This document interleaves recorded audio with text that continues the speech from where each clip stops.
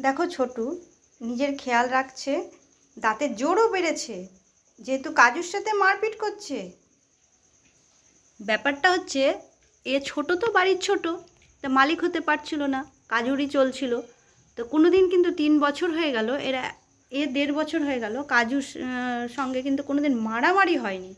এই ফার্স্ট দেখছি এভরিডে মারামারি করছে, এ ওকে অপছন্দ করছে, ও ওকে অপছন্দ করছে। বুঝতেই পারছি মালিক হওয়ার চেষ্টা করছে, ও অসুস্থ, এখন এ করবে।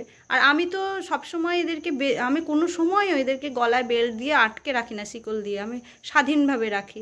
এখন কাজুর তো খুবই শরীর খারাপ, আর দাঁতের জোর বুঝতেই পারছো, দাঁতের জোরও বেড়েছে, খেয়ে দিয়ে বেশ ভালো হয়েছে, আর নিজের খেয়াল রাখছে। অনেক দিন তো মা খেয়াল রেখেছে, এখন বড় হয়েছে, ইয়াং হয়েছে, সামনে আবার বুঝতেই পারছো, তা সেই জন্য তো নিজেকে পরিপাটি করতে হবে, এরকম করছে।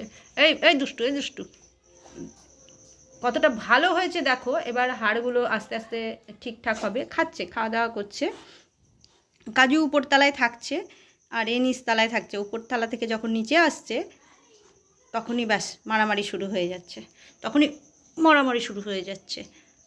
আমার বাড়িতে দুজনাই তো থাকে, আর তো কেউ থাকে না, আর এই সুযোগে এরা এরকম করছে। আমি কোনো দিনও এরকম অবস্থা হয়নি, রাস্তায় যেমন করে দুষ্টুগুলো সেরকম করে, লজ্জা শরম নাই। হ্যাঁ, মারামারি, বাড়ির মধ্যে মারামারি, এ ঘর থেকে ও ঘরে যা করতে করতে, দাঁত দেখো, দাঁত দেখো, মরি মরি মনে হচ্ছে মরি। মারি, দুষ্টু ছেলে, দুষ্টু ছেলে খুব।